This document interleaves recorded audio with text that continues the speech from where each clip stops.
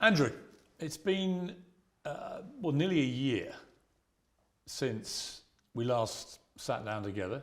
Very different time. It was in my London studio, and 8 days after that, you got arrested.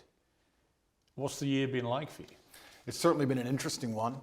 I've been constrained this entire year. I spent 93 days in a Romanian dungeon, 5 months locked in my house, and now I'm restrained within the country of Romania. So it's certainly been a turbulent time. The moment you got arrested, it was all pretty dramatic. The video came out, the world saw it, a lot of people smashing into your home. Did you have any inkling, warning that something like this may happen? I knew it. I kept saying before I was arrested on every single podcast I did, I said, you get 3 lives in the world.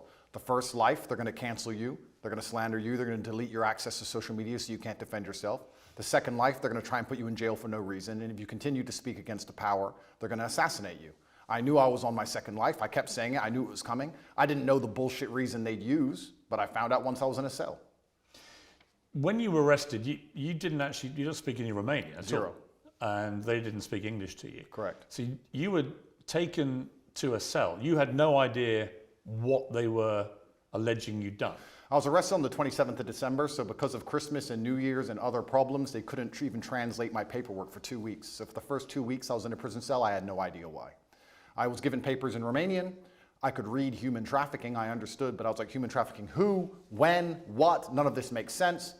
I waited 2 entire weeks inside of my cell before I was given an English translation, and then I realized exactly how ridiculous the whole case was. Just to clarify, I am accused of helping my friends get big on TikTok. That is what I'm accused of. I told some girls I know how to post on TikTok to become viral when I was at the time the most viral person on the planet. And they are saying I'm a human trafficker for that reason. It is insane. Well, we'll come to what you've been accused of. It's more serious than the way you've categorized it, but we'll come to that. There is a lot of speculation that the reason the Romanian authorities knew that you were back, because you were en route, I believe, to Dubai for a New Year's Eve party, is that you were interacting with Greta Thunberg on social media, and you had a pizza in front of you which came from a well-known Romanian pizza store. Is there any truth to that? I don't think so. I think that they know where I was. A lot of people knew where I was, and they had instructions from higher up to teach me a lesson. I was on my second life, and that's exactly what I'm going through right now. There's an irony to your situation, because you always said the reason you came to Romania was precisely because you thought you could avoid being in this situation. Well, I loved Romania, and it's a strong Christian nation with strong traditional values. I want a life where I'm left alone by government. I don't believe in big government. I'm trying to avoid that. It felt like Romania was a place which was very safe societally, and the government was not too interested or involved in people's lives. But things change. Also, your freedom and your ability to speak the truth is heavily correlated to your insignificance. When you become large and people start listening to what you say, you soon realize you no longer have freedom of speech. And it doesn't matter where you are on the planet. If they decide you must be assassinated, you will be assassinated. You in jail, what was that like? Romanian jail is not English jail. Describe it. What was the cell like? I have to be careful what I say because I don't want to insult the Romanian justice system, which I'm still beholden to. However, it's exactly as bad as people would expect it to be. Luckily, it was in the winter, so the cockroaches were not too bad. It was also during Ramadan, so I didn't have to eat so much, which was helpful because of the situation.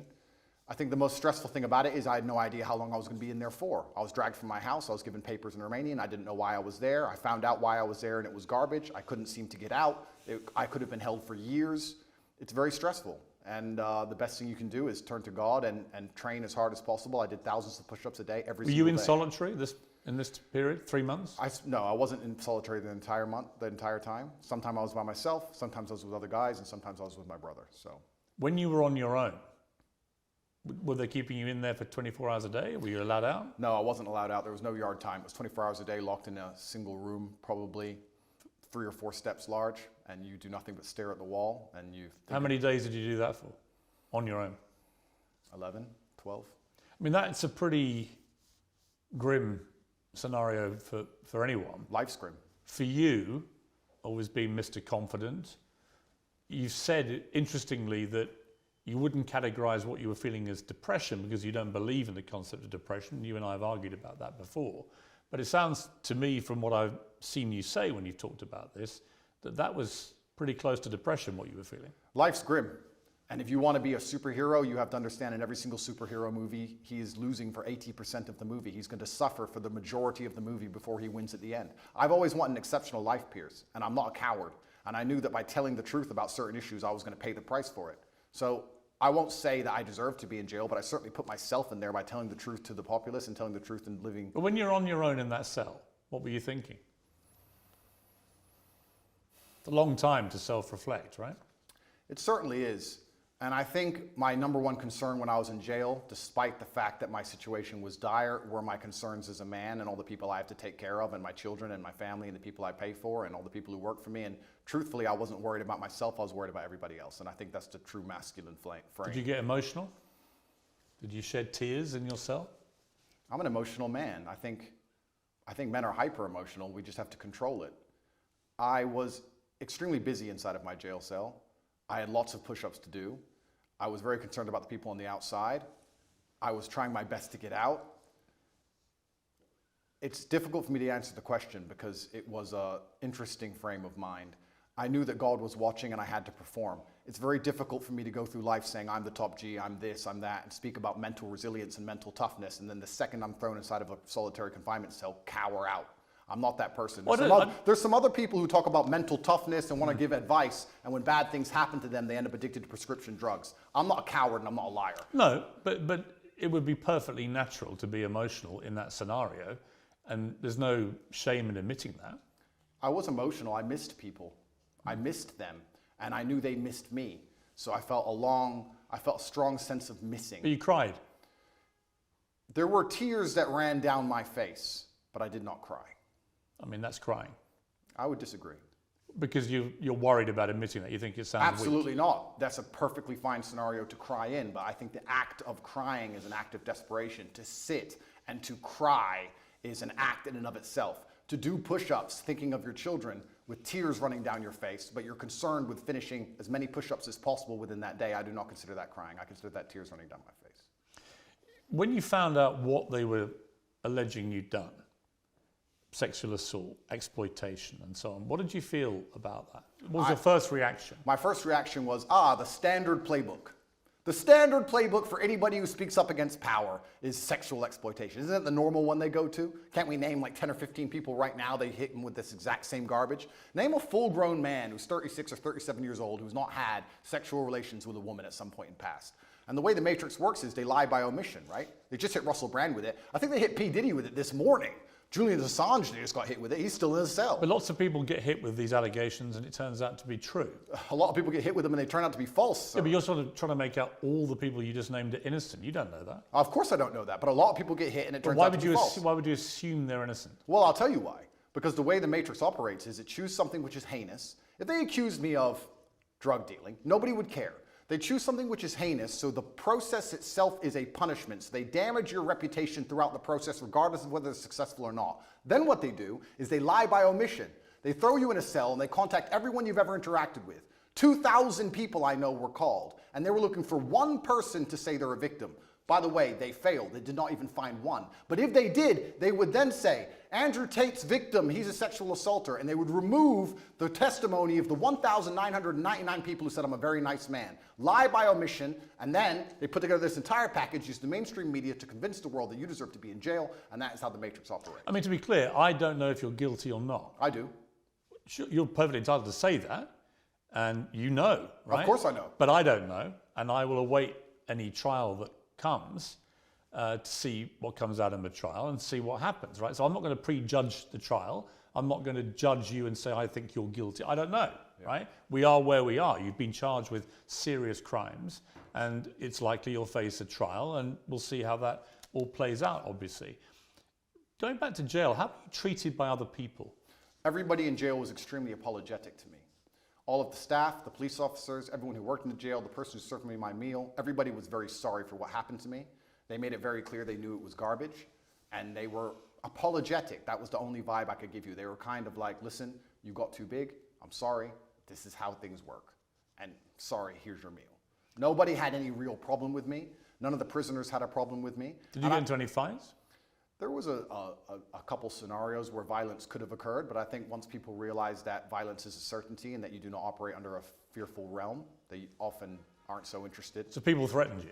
I wouldn't say they threatened me, but they would have liked to have got the opportunity to threaten me. And what happened? And they realized that would have been a bad decision. And all in all... Well, what did you say to them? Because you don't speak Romanian, so... I didn't, you're right. I actually used a quote from Street Fighter. I said, I quoted Dowson, and I said, they do not understand the secrets of yoga fire, because I knew they had no idea what I was talking about. It was near the washing machines, and they looked at me like I was completely crazy, and they walked away. There's more than one person? Correct.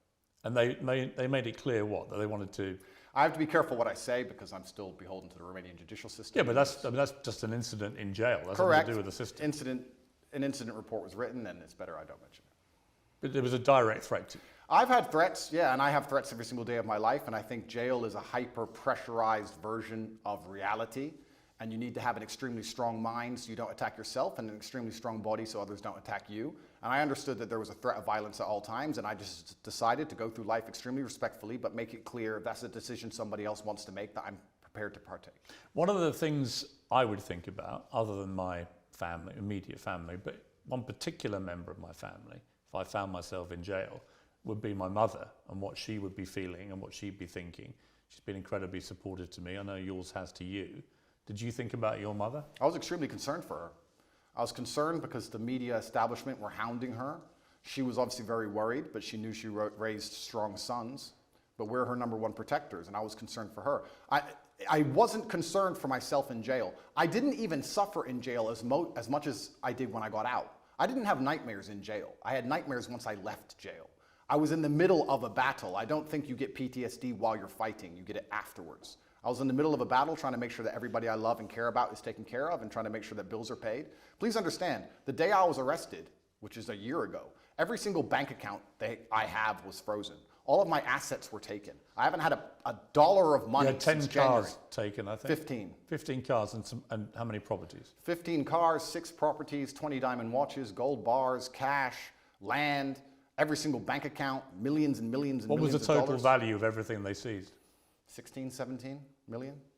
Pounds? Yeah.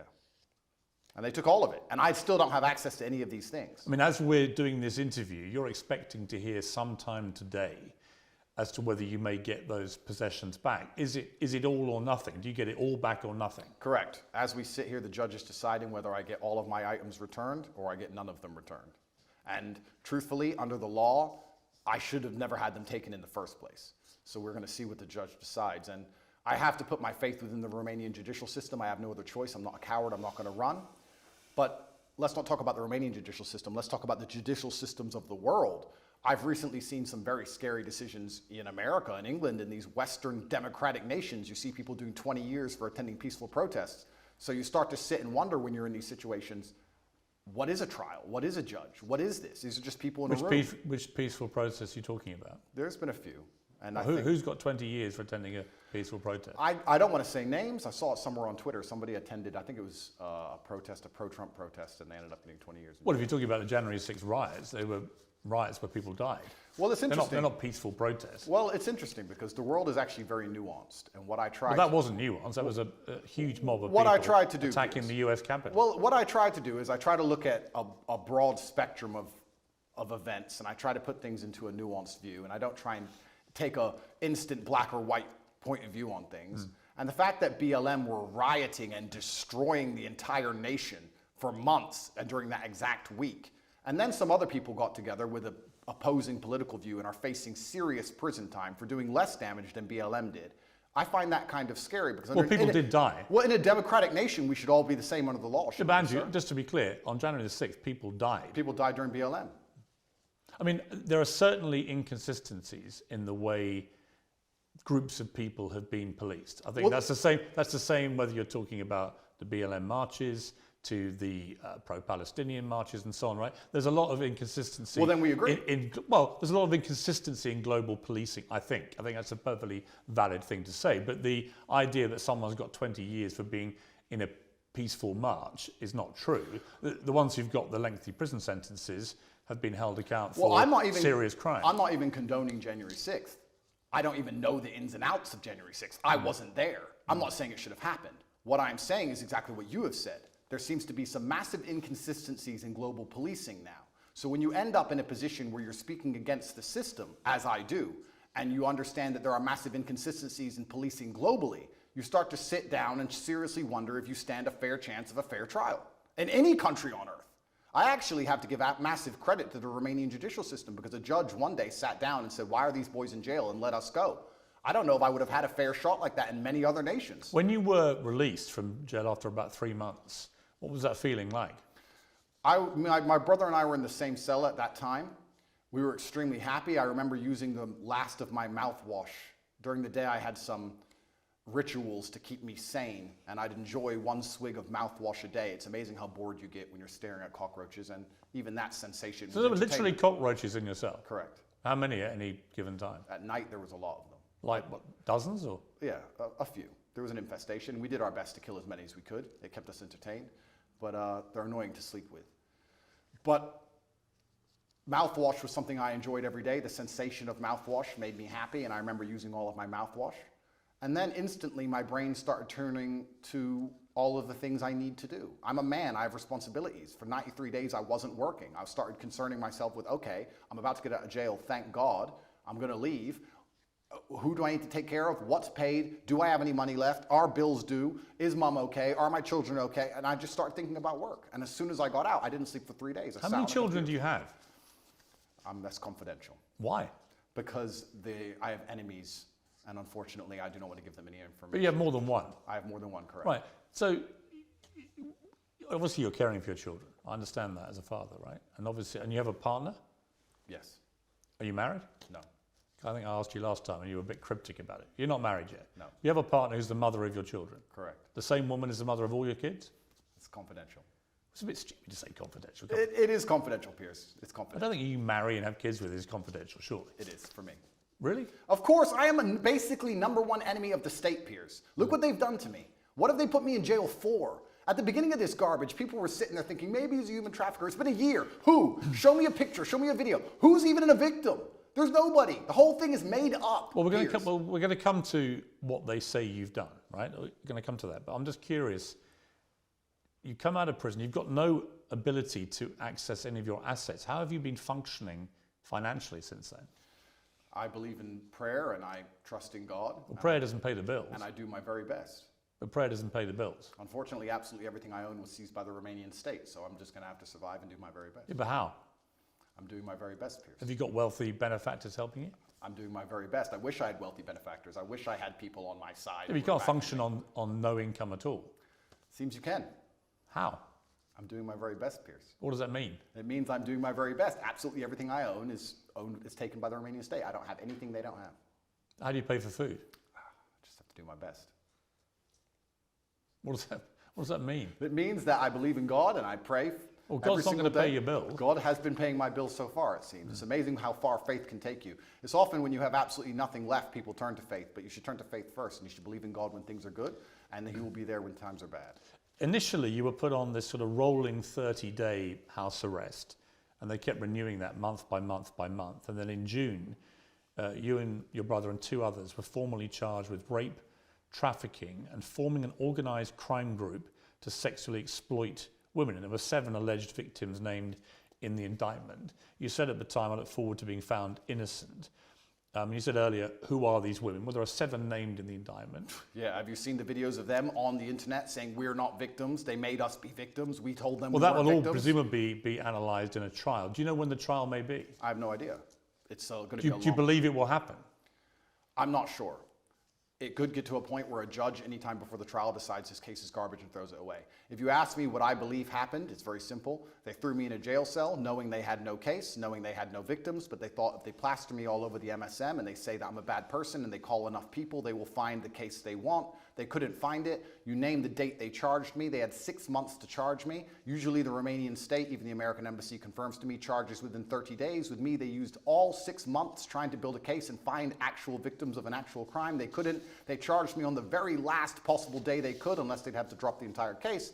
And they charged me with garbage because they have nothing. There are no victims. I've done nothing wrong. And they've tried very hard. And let me say something very pertinent to the audience here.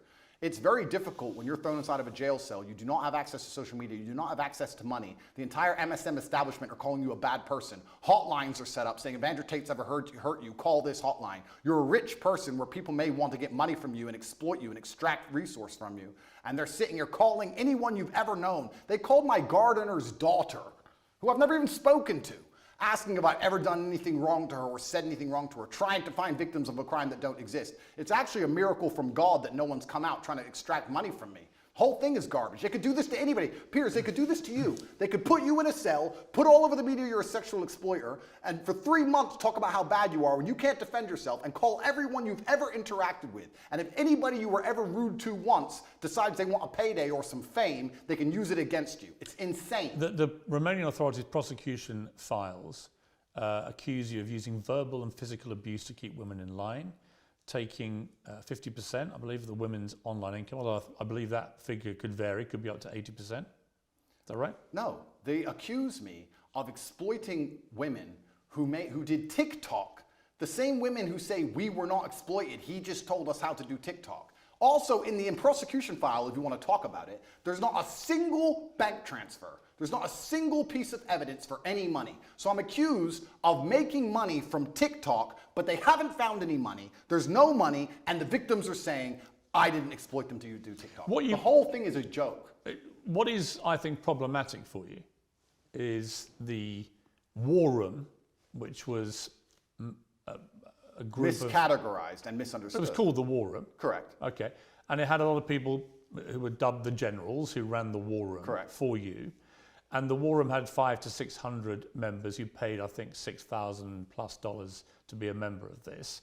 And when you saw the logs of the web chats between people from the war room to each other, a lot of it made disturbing reading. Were you disturbed by it when you read that? Firstly, a lot of that is bullshit. A lot of that's fake. Secondly... You think that literally those logs are fake? Absolutely. Secondly... But the BBC verified them. The BBC verified them, or they're the same people who verified the vaccine. Those people, they're liars, firstly. A lot of them are fake. Secondly, were you disturbed by anything you read? No, because none of it's real, firstly. Secondly, there's 4,000 members in the war room. Thirdly, the war room is about masculine personal development. We talk about fitness, making money, strength. We talk about very important things.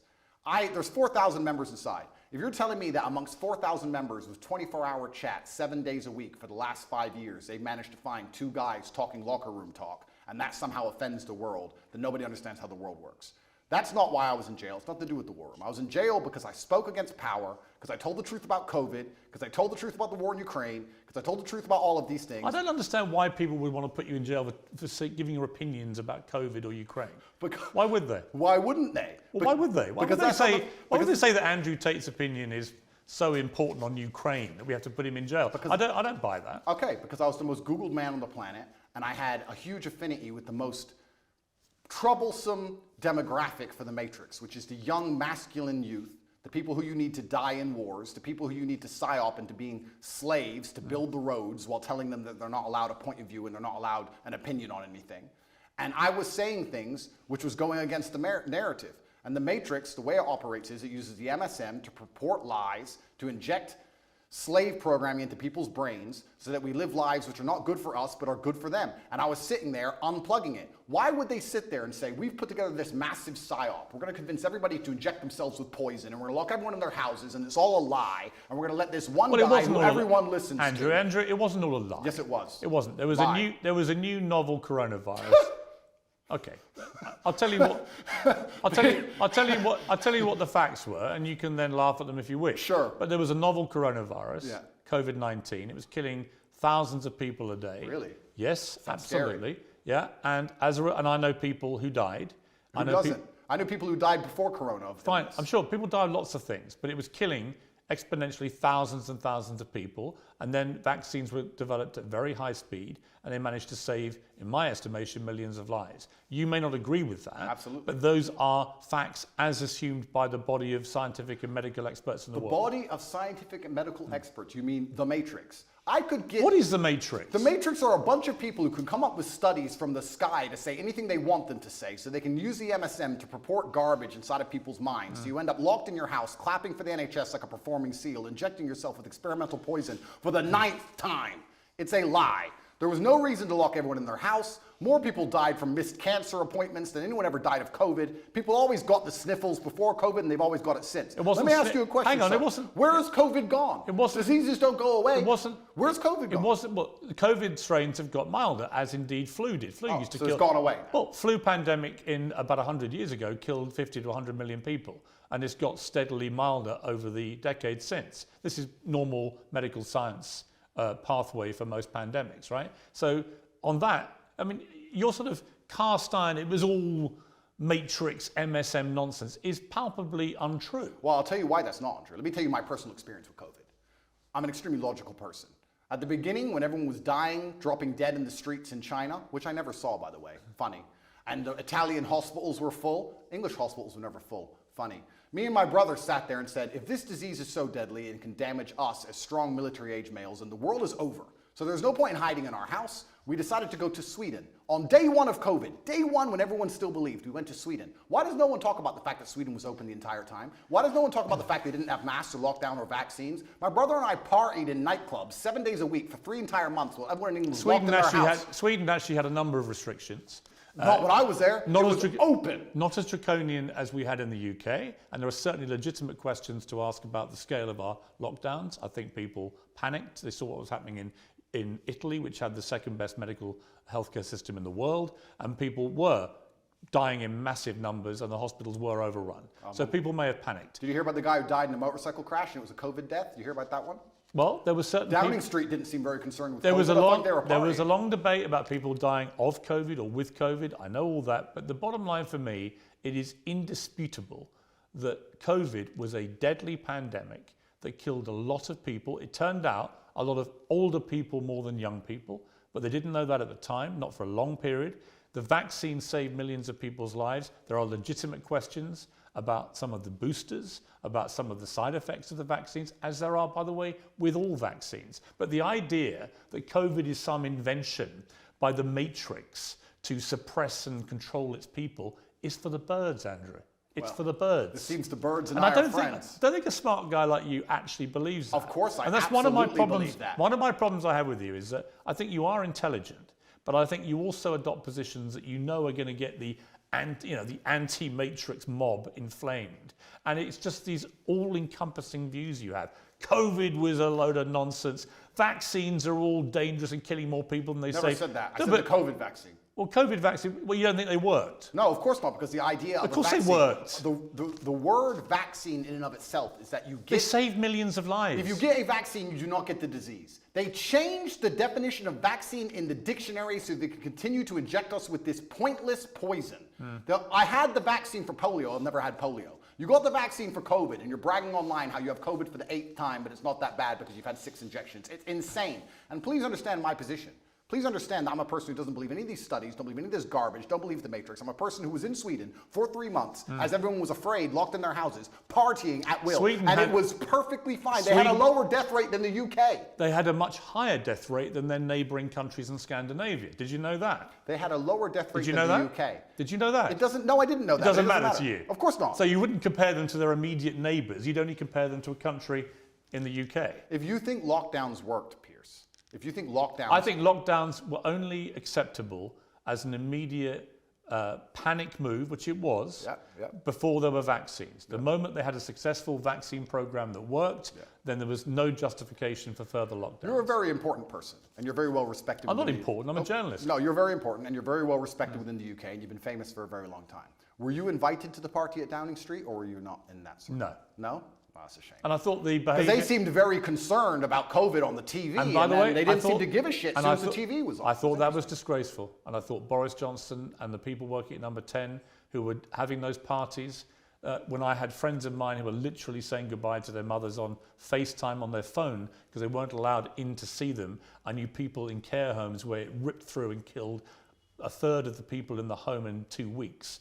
And the desperation that people felt. I had a cousin who lost his father who couldn't go and see his dying wife and so on. It's disgusting. There were terrible stories. It's criminal. Terrible stories. It's disgusting. So let me ask you a question as a professional, because we're both adults and we're both very smart. As a professional, which is more likely, that The government believed COVID was deadly and everybody should be truthfully afraid and locked in their houses, but because they had this spirit inside of them and they couldn't resist the idea of a party, decided to risk their lives to party, or they lied on the television trying to scare everyone and enslave them and lock them in their houses, knowing it's garbage, knowing it's a lie, and not caring, and had a party behind everyone's backs so they didn't think they'd get caught. Which one is more likely as a professional, as a logical human? Why don't we just agree that they were a bunch of rank hypocrites, stupid people who were behaving utterly selfishly, to the extent that the Queen, when her husband, Prince Philip, dies, is in the church on her own, in a mass, with none of her family around her after losing a rock of 70 years. And it turned out the night before,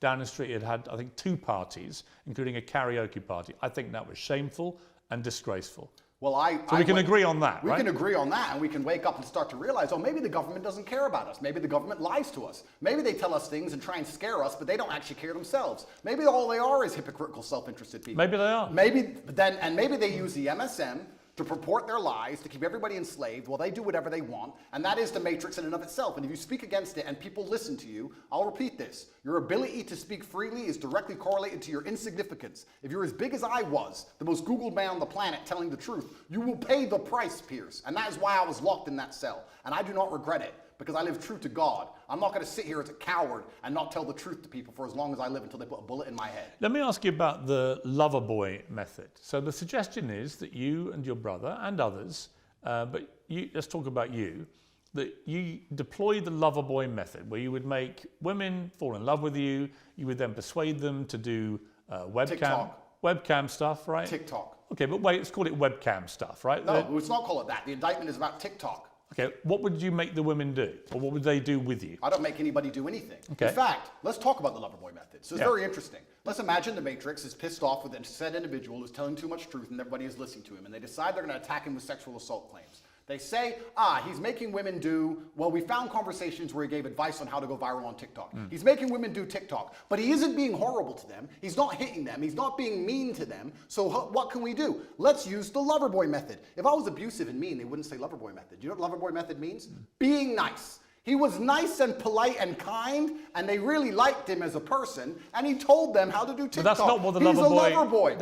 Of course it is. Andrew, that's not what the lover boy method is. Absolutely it is. The lover boy method is where perpetrators woo victims with the prospect of a loving relationship until they can be forced into abusive situations or a form of slavery. This is garbage. That's actually what it means. The lover boy method is being nice to people so that you work together, effectively what they're trying to say here. I was nice to girls who asked me for TikTok advice, and they sang it's the lover boy method. I didn't beat them into doing TikTok. I didn't force them. I didn't threaten them. In fact, I was like, yeah, you're very pretty. You can be pretty famous. Was there any element of coercion? How can there be an element? What does that even mean? Let's be professionals here. What does that even mean? What do you think coercion means? I was coerced into this interview. You came along to me and said... You weren't coerced into this interview. Yes, I was. Or don't tell me. The bullying Piers. MSM said, Andrew, you've got to do an interview. No. And I'm going to fly all the way to Romania to do it. You didn't do that. Favor. You used the lover boy method. You said, sir... The lover boy method? Yep. Andrew, this is going to be a very interesting interview. We had a good one last time. You're a nice guy. We have some interesting conversations. I didn't say you were a nice guy. I'm going to come along. Wait a minute. We're going to make some money from this interview. Wait a minute. Money will be made from both sides. Wait a minute. You lover boyed me and you stole the profit. Just to be clear, I've had no conversation with you about this interview. And the conversations I've had with your intermediary were very professional. And I said, I would like to do an interview with you. Were you nice? I'm always nice. Loverboy. You can't believe you used niceness to loverboy me because this is a profitable enterprise and I was coerced here. I make no pretense that I've come all the way from London to Romania to interview you because, yes, I want to do it on my show and that will clearly benefit me and my show. Am I a full-grown consenting adult who decided to do this show? Yeah, but you're not being coerced into doing this. Am I a full-grown consenting adult who decided to do this show? Yes. Okay, so I wasn't coerced, correct? But what's that got to do with what I've asked you? Because you were nice to me and you're saying that... I wasn't nice to you. I didn't even talk to you. Being nice is the loverboy method, and that adults have no personal responsibility. And I wasn't nice to someone; they become your slave. I wasn't nice to you, and I didn't call you a nice guy. I feel loverboy. I feel loverboy. Do you? I'm sorry. Well, I'm sorry. It's fine. You had a website, Hustlers University, offering courses teaching husbands and boyfriends how to get their partners into webcam. Absolutely false. The Hustlers University, which you can go to now, actually, we've changed the domain, it's university.com, is a school which teaches modern wealth creation methods. We teach people how to make websites, we teach people e-com. Why did you call it a PhD pimping hose degree? No, you're talking about an old video which was made satirically. Why did you call it that? Oh, that was satire. Of course it was. 9 years ago, the internet was a very different place. And if you're going to sit here and say, oh, 9 years ago, you said stupid things on the internet, it's not a gotcha moment because every single person has. So have you. No, but you'd be very... So have you, because you advocate for the vaccine, sir. So yeah, you absolutely. said stupid things on the internet. Yeah. Life, that's how things go. It's satirical. I also said I'm an astronaut. Do you believe I've been to the moon? Because I haven't, believe it or not. Hustlers University teaches children how to make websites, and it's There's only one reason I'm asking you. advice. Only reason I'm asking you. You've repeatedly said in interviews since you were arrested that you have never categorized yourself as a pimp. You don't think you're a pimp, right? Well, what about all the rappers? Did you ask Ice Cube if he's a pimp and a murderer and a drug dealer? I'm not Jay-Z sold crack. I'm not interviewing. I'm not interviewing them. I'm asking you whether you have at any stage in the last 15 years been a pimp. Of course I've not been a pimp. I've said I'm a pimp. I've said I'm an astronaut. I've said I'm a cowboy. I've said I'm the strongest man in the world. I've said I'm James Bond. Throw me in jail. Are you just... Put me in jail. Okay. I deserve it. 9 years ago, I made a joke on the internet. So here's my question. Are you a fantasist? I'm not a fantasist. Do you have a persona that's just not you? Of course not. I am me. Well, if you are you, why would you repeatedly call yourself a pimp and then now say you've never been a pimp? Are you going to sit here and say that because I've once said, oh... I'm curious whether if you're trying to say to me you didn't mean any of the things you said. So I'm asking myself, well, why should I believe anything you say now? In other words, is what you say actually what you mean? Is Andrew Tate real? Or do you have a complete persona that you've fueled for money that has nothing to do with the real you? I don't know. You tell me. I exaggerated on the internet 9 years ago for comedic effect. I'd walk into a nightclub and there'd be girls at my table, like every other man who walks into a nightclub, and I'd say, pimpin'.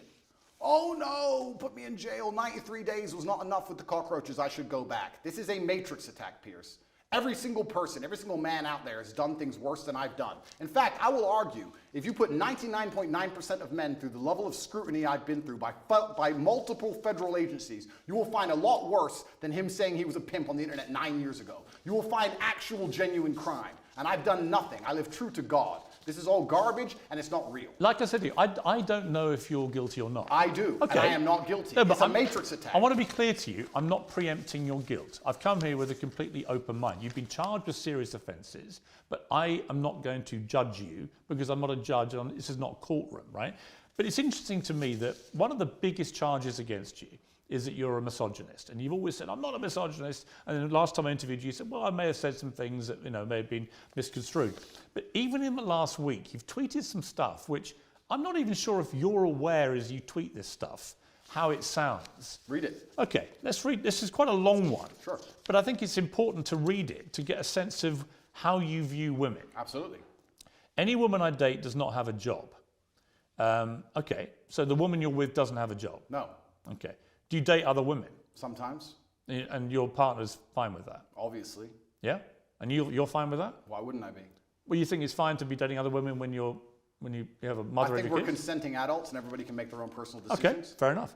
Why would I be working so hard, you say, to have hundreds of millions for my woman to waste her life in slaved pennies? No.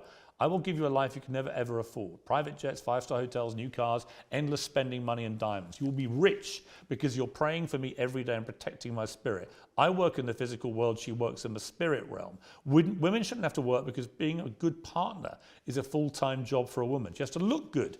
All the beauty treatments are time intensive. Not about money, it takes a lot of time. She has to train every day and stay in fantastic shape. Shop to look amazing next to me. I know there are some men who do 100 times more than this on a daily basis, but women are not as organized as men, and achieving anything significant causes them huge amounts of stress. Yeah. They need to have huge sections of their day empty to waste, or they will have a mental breakdown. True. And do you want a woman who's stressed and angry after the commute, unshaven and exhausted? Or do you want a Barbie doll who's always smiling and saying thank you because she did her nails and bought you Prada that day? As a man, unless you're a loser, you're already filthy rich, right? You can get endless sex anyway. Girls are easy. So what can a girl give you? Happiness, vibes, always smiling. Take the edge off a stressful life. Can she always be happy if she's been working all day? No. Just to wake up at 11, gym till 1, one appointment and some shopping. dress beautiful by 7 p.m. for you to finish working and tell you how strong you are.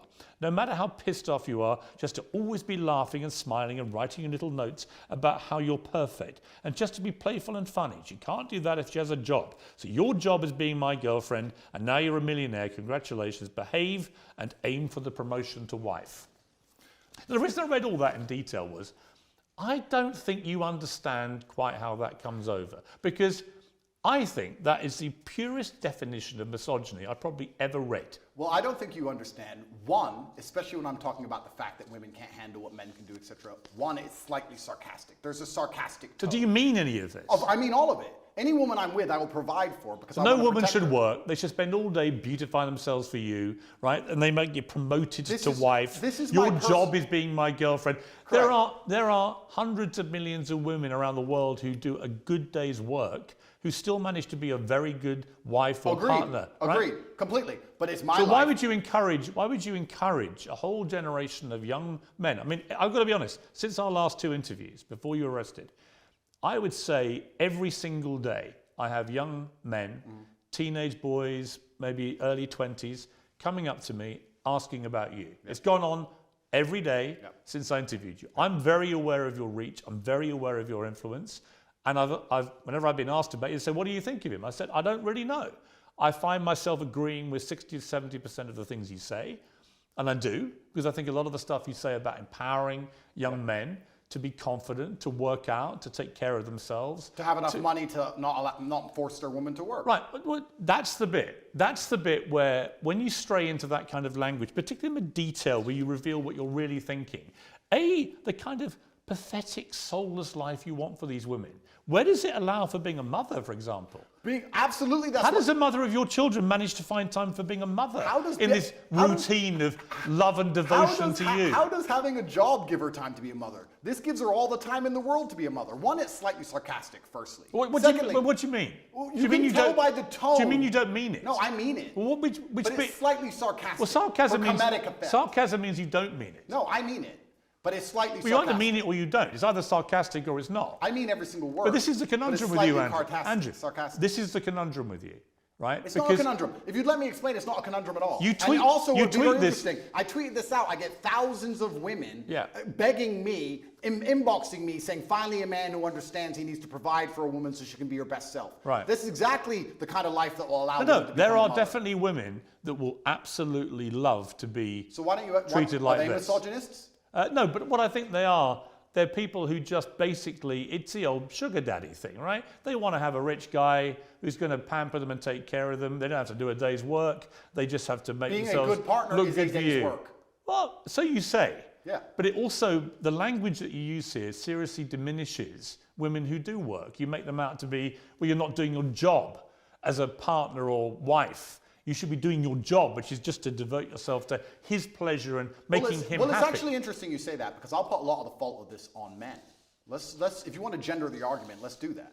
I think that a lot of the reason why women can't live this life, if they so choose, if you're a woman who decides to work, then go to work. I don't care. But if you're a woman who decides she wants to retire, it's because she can't find a man who could provide for her at this level. Do you think when a woman marries a billionaire that she wants to go get a job in Starbucks? Because in my experience, when they marry extremely successful men, they don't want a job. I'm sure Ronaldo's wife isn't begging to go work in IKEA. Actually, No, Ronaldo's wife works very hard. she works for herself, which is different. And her family. Of course, Yeah. which is different. She's a hard-working woman, actually. Absolutely, because being a fantastic partner and having a bunch of children is a bunch of hard work. And she also finds the energy to have businesses on the side. Fantastic. Right. But you So don't what we're want, saying here, no, but you don't want women to have businesses. no, I'm saying if you're with a man of my stature, you don't have to work. Now, if I met a perfect woman and we were together and we were happy. When you say a man of your stature, with respect, right now you have no income, no possessions, Correct. I'm and you're completely facing flat broke. serious criminal charges. I mean, I'm not quite sure what stature you think you're currently selling, but it ain't great. Okay, well then it's a shame all those women inboxed me after I put that tweet out saying, I've got we no- agree with you. I think you should interview I all met of a them for woman their yesterday who, when I misogynistic said I views. was coming to interview, was immediately like, "Oh, can you put a good word in for me?" Of course. Sure, you have a definite appeal to a certain type of woman. There's no question. I think providing my for question a is, woman if I was financially is a man's responsibility. If that means I'm a misogynist, then I'm a misogynist. no, I think so you that- accept you are a misogynist. No, I think a man should provide for a woman financially, completely and utterly. If she wants to work, if my partner were to say to me right now, I really feel like getting a job, it would make me happy, then I'll say work. But she doesn't have to. Her job is looking after the children, looking after me, and being as happy as possible. If you think I'm a bad person for saying, if you actually read that, read the subtext and context. I read it all out. Okay, good. Then you'll understand what I'm saying. You know I did. You heard it. Absolutely. So what I'm saying is, I am a man. My life is stressful. My life is pain. I go to jail. I suffer. I have to deal with making money. I have constant, endless headache. I do all of that so I can give you everything, but then I get to have you. Your job is to be happy. I want you to smile. I want you to look your best and feel your best all of the time. If am I a misogynist for saying that I go through so much pain so that we can be financially secure, so I hope the woman I care about does not have to work a job. If that makes me a bad person, then so be it. Because all I'm saying is I want to take care of her in every single realm. I take care of her physical safety. I take care of her financial security. That is my job as a man. And if more men acted like me, you will see that the world would be a happier and better place. The women who say, I really want to work, I want a career, that's their prerogative and their decision. They're allowed to do that. But also, often the reason they do that is because they can't find a man they trust to take care of them. No. I've had this from women in their own mouth. If I found a man who was financially secure and as smart as you, I wouldn't be doing this garbage job either. Why was I psyoped into working to pay taxes when I should be at home having children with a man I adore? It's a psyop. Andrew, there are so many women that will listen to that and be laughing and mocking you. Say, don't be so ridiculous. I have a job that I love. Maybe they're being paid even more than their man, right? The real world isn't the one that you categorize. The real world is varied and nuanced, but I am talking about my life experience. My experience, any woman I love does not have to work unless she decides to. Fine, you're the boss, you're in charge. Her job is to make you happy. Her job is to make herself look good. Her job is to work out for your benefit, blah, blah, blah, blah, blah. It is actually just misogyny. Do you think a woman looking good, do you think a woman looking good and working out has no benefit at all to her? Of course it does. Okay, so it's not for my benefit, then, is it? No, but you see, but when you talk about young, no, I don't. When you talk about young men and you tell them to work out and take care of themselves, I cheer you on. Right? I want that. I've got 3 sons. I want them to feel that way. Don't you want them to become very rich and successful and have a woman who relies on them and have a beautiful family? No, but I don't want a woman who's subservient to them. Why is subservience? Why is a Literally, woman the tone of the tweet I read is subservience. So you did another tweet this week. Men love by telling you what to do and not allowing you to make stupid decisions. We save you from the female inclination to make stupid choices. If a man isn't giving you instructions, he doesn't love you. If you won't listen to a man's instructions, you don't love him. The whole language is so ridiculous. Let me change the language then. Well, you tweeted this to 8.2 million people. Correct. So let me say this.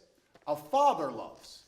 Let's say instead of a man loves, let's say a father loves. A father loves disciplinarian. That's how a father will love you. A mother will say, oh, I hope you're happy, hope you're doing okay. But a father will come along and say, no, don't do this. You must do it that way. That's incorrect. It has to be this way. A father will discipline you because a father feels he knows best for you. It's the masculine essence of love. When a man loves, he shows that he cares via degree. There is a massive difference between a relationship between a father and a child and between a man and a woman in a relationship. Completely. And I'm not sure you quite get that. No, there is a difference. But I would argue, Piers, in the happiest relationships, it's a traditionally masculine role in which the man plays and provides. The female is traditionally feminine. The man is the head of the house. Not in an abusive way, doesn't beat her up. I'm talking about the man being the head of the household, like I would like to believe you're the head of your household. And he comes along and says what happens and what doesn't happen because he's the man of the house. No, that's not. That's actually not how most households operate now. Well, then it sounds like we understand why the entire world's a mess. Because only 10 years ago, that's exactly how the households operated. There was a man of the house, and now we have no longer any clear defined roles. There's no longer a man of the house. You want to talk about knife crime, kids doing drugs, the crime rate, all of these problems. You want to talk about all of the societal ills we face. Perhaps it's because we don't have any men in the house anymore. Perhaps we need to bring the man of the house back. And the man of the house will come along and be a disciplinarian, and he will make the set rules and the creeds of that house. He will say, within this household, we don't take drugs. That stands for the woman I am with, the children who we have birthed. Nobody takes drugs in this household because this is my house and I'm the man of the house. So it sounds to me like we need to bring it back, sir. Yeah, listen, it's all good macho stuff, okay? And I know lots of young boys who listen to this and go, wow, that's how I should be. Then I read the detail of your tweets. And again, come back to this. We save women from their female inclination to make stupid choices. Females are emotional. If a man isn't giving you instructions... Now, females are emotional. Hang on. Piers, he doesn't love you. All this stuff is designed to, exactly as you've just articulated, is designed to make young men feel that the only way they can be successful in life is to effectively have their women under control, give them instructions that, they have to obey. Don't buy women Prada, you'll end up in jail. You can buy them Prada, but let me finish my point. My point is that it seems to me, from reading your tweets, even now, that you have a blind spot when it comes to how they sound. It may be that the legal problems that you're in, which might be extremely serious, and we'll see when the trial happens, but it may be that in your head, nothing you've done is remotely inappropriate, because actually in your tweets you can see there's an element there of wanting coercion and control. You want to control women, you want them to be effectively your servants, slaves, for want of a better phrase. Slaves who get Prada and get to work out in the gym and get to look good. But you understand, do you understand the point I'm making? No, I don't. Which is that in your head, the line is blurred so much now with this macho rhetoric that you've actually lost track of how this sounds. Piers, all of the things Even when I read that stuff to you, I could see you looking at me and your answer is, I was being sarcastic. No. And I said, well, where? And then you go, well, no, I meant it. Well, it can't be both. I meant it, and I said you either mean it, you either mean it, or it's, well, no, because sarcasm means you don't mean it. Piers, all the things you've just described. Do you accept that? No, You're a smart guy. You know what sarcasm means, right? Absolutely. I said it has a sarcastic tone for comedic effect. All the things I'm saying and the things I've said are basically the way the entire world thought only 10 years ago.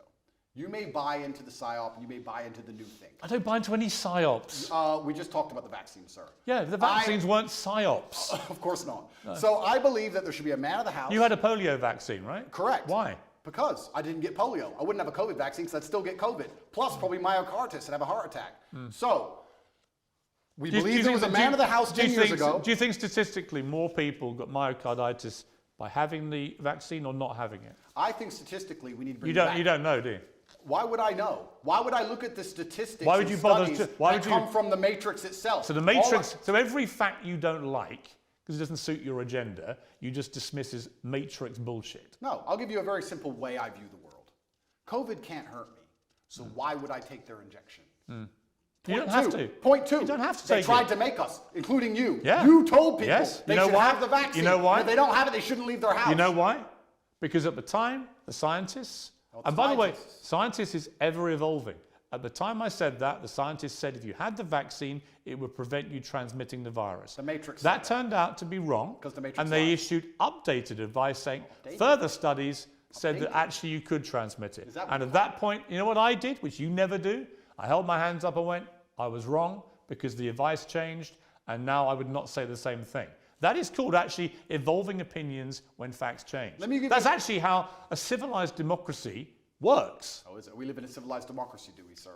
I actually would argue that point with you for a very long time. I don't think we live in a civilized democracy. Another point I want to make here, if I had cancer or if I was at threat of a genuine disease which could actually harm me, would the NHS text me 10 times a day trying to get me treatment, or would I be sitting there waiting for 8 months to even get an appointment? They wouldn't care about me and they'd let me die. So the fact that they will endlessly text me and try and beg me to get this poison should have been an alarm bell for anybody with a brain. Actually, I tell you what the NHS has sent me. I'm a 58-year-old man. In the last few months, they've sent me one about a flu jab, which I'm going to have. Because I think it stops you getting flu, and flu's nasty. A COVID booster, which I won't have. I think I've had enough of those. I'm fine with that, thanks. They sent me one about having a check for bowel cancer, which I've done and came back negative, and so on and so on. The NHS texting system is for our benefit. You don't have to do it. No one's holding a gun to your head. The Matrix isn't saying, if you don't have this, Andrew Tate, we're gonna do something to you. Do you have any idea? You've not been treated in Romania by their system because of anything to do with COVID vaccines. And your attempt to try and persuade people that that's the case is ridiculous, and you know it's ridiculous. Do you have any idea how difficult it was to remain unvaccinated, Piers? Let me tell you from somebody who was unvaccinated and traveled the world. Do you have any idea how difficult that was actually to do? Yes, because countries have border controls. Oh, because they tried to force everybody. So to sit and say they weren't trying to force, you know what they did? They said, come get the COVID vaccine. It's good for you. It's going to help. They tried to coerce you by being nice. They tried to lover boy everybody. They tried to use the lover boy method to force people to get the COVID vaccine. It just came to, we need to put all these people in jail. Andrew, they were being nice to people, trying to help them. Unbelievable. Nobody forced you to have it. Did you have the vaccine? Absolutely and utterly not, sir. My principles are not for sale. I would have stayed in my house to the end of human time and sat there as a pureblood, the last one, the last pureblood on the planet before I inject myself with poison. You're not making an MGM trailer. Yes, I am, because it's a matter of principle. I am not a farm animal. My blood is mine. It does not belong to the government, and I decide what is in it. Right. All right, so you have a polio vaccine, but not Correct, a COVID one. correct. So your brilliant brain has determined that you know more about the medicinal and scientific benefits of individual vaccines. And the polio one, you decided with your brilliant brain, we'll have that. But even though a lot of people, by the way, have had side effects to polio vaccines, did you know that? Yes, correct. Is that the Matrix doing that? No, I didn't say the Matrix gave them the side effect. Oh. I've just told you all the reasons I didn't get the vaccine. Right. You've already described it at length. But you work out with your brilliant mind which vaccines to have? Correct. Okay. Correct. Okay. You realise You can join my email list on CobraTate.com. You can sign up for free, and I'll tell you which vaccines you should I wouldn't come to you for vaccine advice. Why? Andrew? Because you have zero experience. I didn't get the COVID one. Advice. I obviously did pretty good. I avoided the poison shot while everyone else got it, so I'm actually pretty proud with my track record. What happens if you're found guilty of the things you're charged with? Well, then I'm going to have to go to jail, I assume. What's the maximum sentence you could get? I don't know. Yes, I don't. you do. I actually genuinely don't. You've never asked your lawyers? It can be between 3 to 8 years, I Right, think. so you do know. I don't know the maximum. But if you were to serve 8 years, having served 3 months and know how bad that was, could you cope with that in a Romanian jail? Interesting question. Could I cope with it? Yes. Would I be the same afterwards? I'm not sure. What do you think even the 3 months did to you as a man? Well, it was a fantastic test from God to make sure I am the man I say I am, because I think there's a lot of people who speak about masculine excellence who are not the men they say they are. When trouble appears, you often learn that they are nothing but postures. I had nightmares for a very long time. I couldn't sleep. I struggled with certain things. I would check my bed sheets every single night for cockroaches religiously. I had a problem with that. But I never turned to therapy. I never turned to drugs. I understood that all of these things are from God and they're given to me so that I can become a stronger version of myself. And I welcomed them all and I embraced them all. And now that I'm a better, not completely, but almost better, part of me actually misses my nightmares, Piers. Part of me misses training all night. I didn't sleep for weeks, months. You said you didn't have nightmares? No, I had nightmares. I said I didn't have nightmares in jail. When I left, I did. And I kind of miss it because I had so much time in the day to get things done.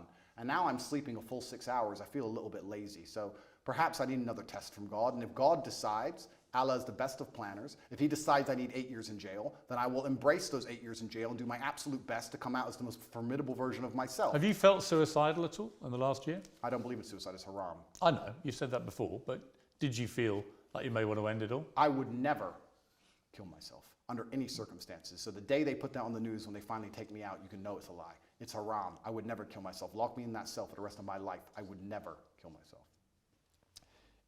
While you were under house arrest, you tweeted this: avoid women who go to festivals.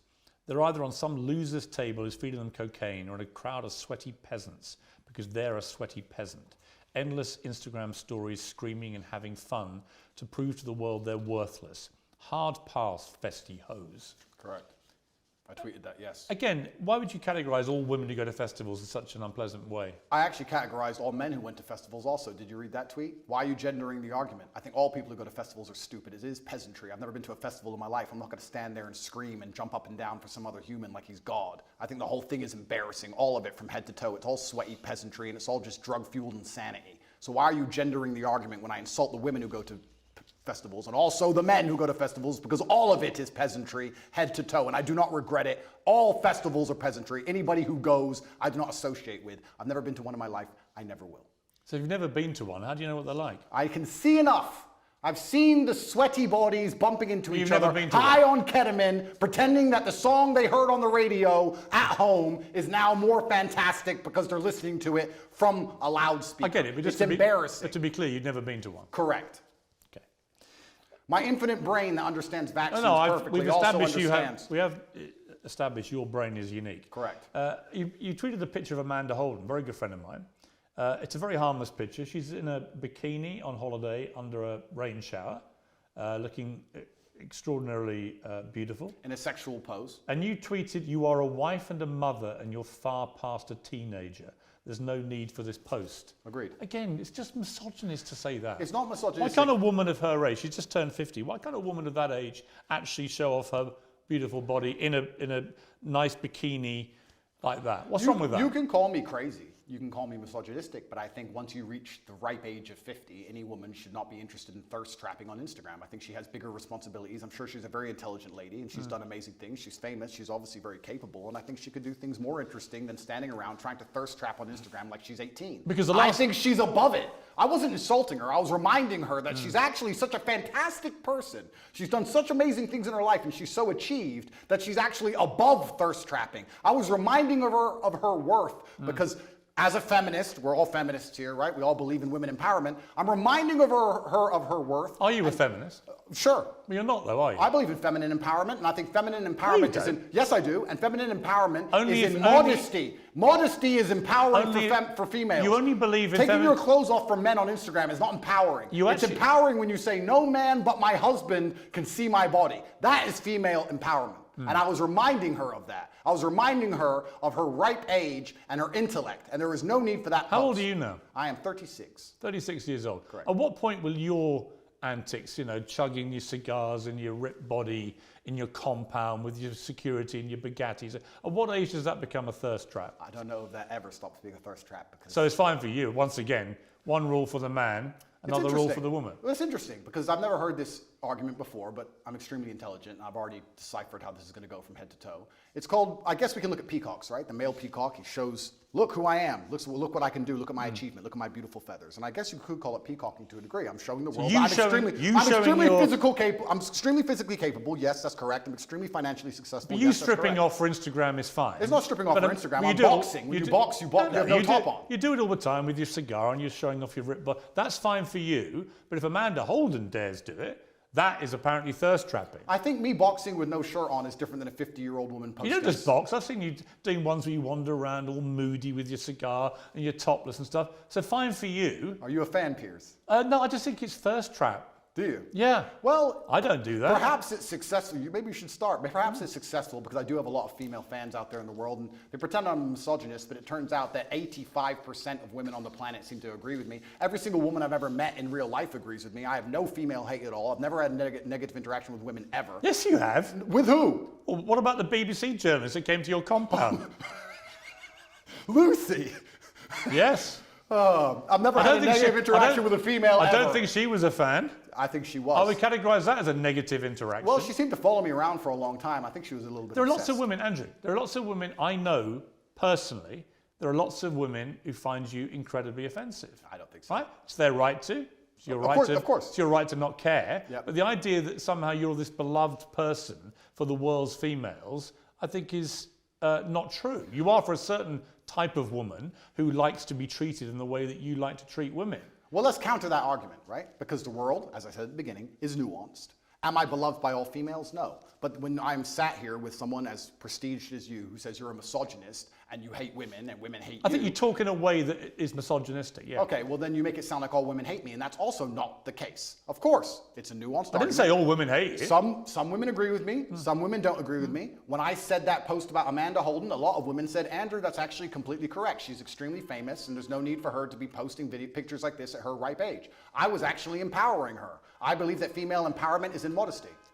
But you don't actually believe in feminism.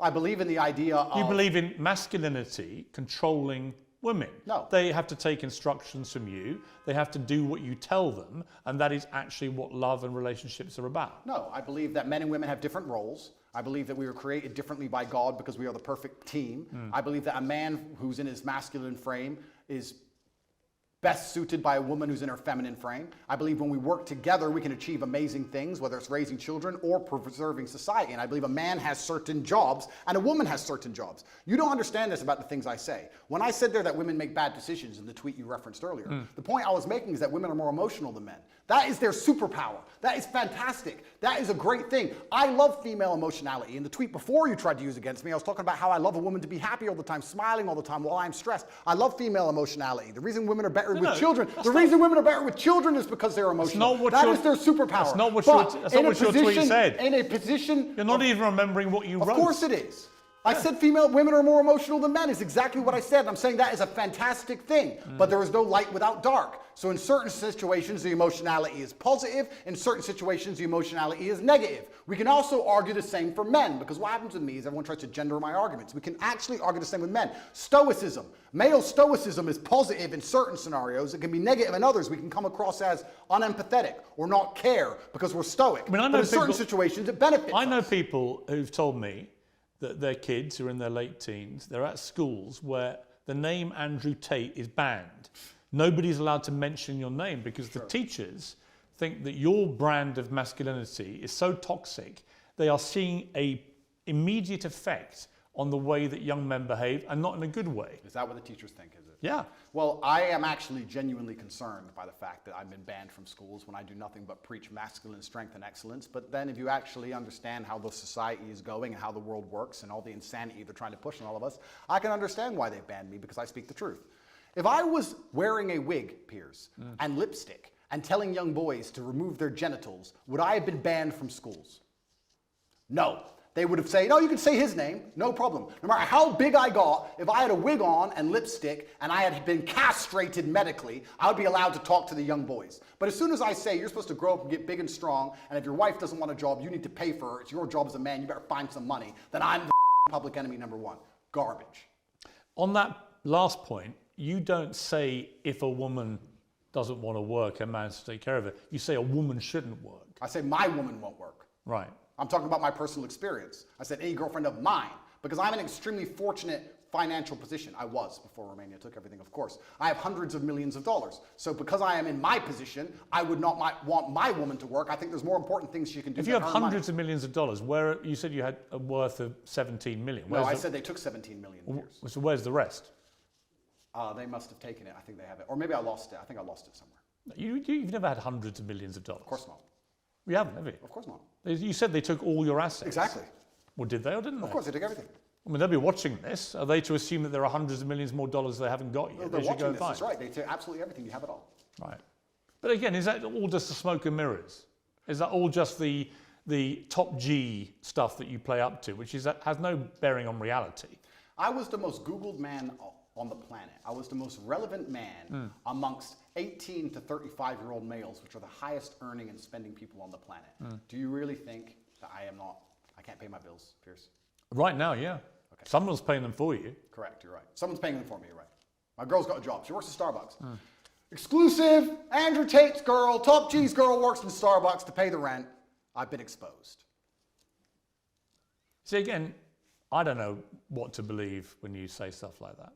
Well, I'm telling you, my friend, that the Romanian state... I think you deployed deliberate smoke and mirrors because you think it plays up to the brand. The Romanian state have taken all of my money and I'm just, getting by. That's what's happened. Do you worry about your impact on young men? I think that... Because, like I said, I'll be completely honest. I think a lot of what you say, they should be hearing. Yep. And I've tangible proof every day when I walk around that they are listening to everything you say. Yep. But there is other stuff you say where I don't want my sons, especially in that impressionable late teenage, to be listening to that. Correct. And that's a very... And I don't want my daughter to grow up and think that actually her only success in life will come if she's at home as some kind of servant to her man. Well, that won't be her only success, but that's a very professional question, and I'll give a very professional answer. I have a massive responsibility. With great power comes great responsibility, and I understand that young men do listen to everything I say. I do think I say good things, but you also made a very pertinent point there. You talked about the impressionable age of a teenager, and it's very easy for a teenager with their hormones and their lack of life experience to take the things I say and weaponize them and use them in the incorrect context. However, that is not my fault. You could argue that 16 and 17-year-olds can look at anything on the internet and misunderstand it. You could argue that all of this transgender garbage and all of these rappers talking about killing each other and all these drill artists talking about stabbing their enemies could be misunderstood by a 16-year-old. I agree. So that's not my fault. However, on that I totally agree. Okay, so I have a massive responsibility. And you are held to a different account, actually, to a lot of those rappers. Absolutely. Right? There's no question. I mean, the far swing is when John Legend rewrote the lyrics to Baby It's Cold Outside because apparently encouraged sexual assault, but wouldn't say a negative word about any of the disgustingly misogynist and actually very violent lyrics of his rap friends. Absolutely. That to me is total hypocrisy. And it is hypocritical. However, unlike all of these other people, I have taken into account my massive power and my massive responsibility, and I try to make sure that I use my words as carefully as possible so that they cannot be misconstrued or misunderstood. Can I make sure that no teenager on the planet who listens to me ever misunderstands me ever? No, I can't do that, but I am doing my very best. What do I actually talk about? What do I actually say? What I do is I come along, and let me give you the broad overview of my message. You're a man, so your life sucks. It's always going to suck, and it's going to be pain. You're going to do nothing but suffer. You're going to suffer as a nobody, or you're going to suffer the pain it takes to become Actually, great. most men don't have that. But you're going to suffer as a nobody, because trust me, nobody suffer. Or you're going to suffer the pain it takes to become great. Life is not supposed to be a happy picnic. You're supposed to get up, work hard, dedicate yourself, get strong, get rich, go through whatever it takes to become somebody of significance. That's my overall message, and I believe it's a positive. You haven't got to get rich to be happy. No. In fact, most of the super rich people I know in life are incredibly unhappy. Really? So you're setting a kind of false dream. Well, A lot of rich people are miserable. Have you ever seen a rich person give And a their lot of money people away? who have very little money can be very happy. Have you ever seen a rich person give their money away? Yes, of course. Okay, do you give all your money away? Will that make you happier, Piers? I don't Do you want the Romanian state to take it all? I didn't smile that day. And let me tell you that the reason I tell about men to become financially successful is for two reasons. One, because you have a job as a man to protect and provide, and you can do neither of those things if you are broke. That's the first reason. And the second reason I actually preach to young men to become as financially successful as possible is a greater, broader reason. And I believe we've entered a very interesting stage in humanity where the matrix is finally cracked. 3 or 4 years ago, there were certain narratives you could not talk against. But with Elon Musk owning X, and now we have Rumble, we have a lot more information on the internet, people are starting to tell the truth about many different subjects. There's a whole bunch of them we can name. And I like the idea of people who are free thinking with a free mind, who are not matrix controlled, making as much money as possible because it takes money to win wars, and I want these people to be financially successful. That's why I tell all of my fans who believe in me to become as rich as possible, because they understand that everything the government does is lie to them. And we need finance. You use the word truth there. I don't think it's necessarily that people want to promote truth. They want to promote their opinions. Often people's opinions on facts can be very different. People can take the same set of facts to different opinions. Doesn't mean it's the truth, right? Well, that's true. But I don't believe in this my truth crap, right? Neither do I. But there are facts which have to be accepted. And you can have an opinion about them. You and I can disagree about all sorts of opinions, but actually not facts. Okay, but I can argue this point where the matrix comes out with a fact, and all the opinions countering that fact are censored and they are destroyed, then that fact becomes de facto truth because it's the only version of reality which exists to be ingested by the mind. So you still need varying opinions on all public. Do you think that what you, let's put it this way. Sure. You would have relationships with women and encourage them to take part in webcam sexual stuff? No. Well, actually, yes. Why are we going back to this? Because there's one question I want to ask you about it, right? And both sides made a lot of money, right? Okay. And in most cases, because they haven't complained in most cases, you would assume it was a mutually beneficial transactional relationship, right? I can assume that because thousands of women have been through this and most of them haven't come forward and complained about the way they were treated. It was transactional. But was it moral? Do you think what you've been making money from, park the illegality aspect to one side, do you feel it was moral? 10 years ago, I helped women promote their profiles on the internet. Correct. 10 years ago. Firstly, I have not been involved with it for 7 years. It's not how I make money. I haven't touched it for a very long time. 7 years is a long time. But you made a lot of money from it. I made some money from it a long time ago. How much? Some money. I can't even remember. Millions? Millions? Perhaps. Millions. You made millions of pounds. A long time ago. Well, hang on. It's important. You made millions of pounds from sexual webcam activity where you and the woman doing the webcams would make money. You accept that? No. What I did is... Well, that is how you made money. No. A long time ago, and I talked about this at length on many different podcasts, and I don't hide it. I said a long time ago, 10 years ago, I helped women with the tax side and the technical side and the promotion of their profiles. Well, they work for you. The promotion of their profiles on certain websites. And I said about this, and I said I haven't been involved with it for 7 years. The only reason this is even coming up again is because I'm monumentally famous, because nobody cares. We're in Bucharest. Well, no, it's not. Piers, we're in Bucharest, Romania. Do you understand that there is a video chat studio with girls talking to men online right there, outside that window? I'm sure. In fact, there's about 10 or 15,000 women in this city who do that job now. And the fact that I had I dipped my toe in it 10 years ago isn't even significant. I'm only asking if you think it's moral. Do I think it's moral? Because you speak in such a morally self-righteous way now. do you think that that was moral? Well, I wasn't religious back then, but let me sit and Because analyze. you're now, you converted No, to I'm- Islam. yeah, correct. You're a Muslim. Correct. They have, a code Correct. of behavior. Do you think that that fell short of I that have to code? answer as a professional. And as a professional, I would say, judging by my current code, no, I do not think that women being naked on the internet is moral. However, there is... So you made money immorally. You can admit that.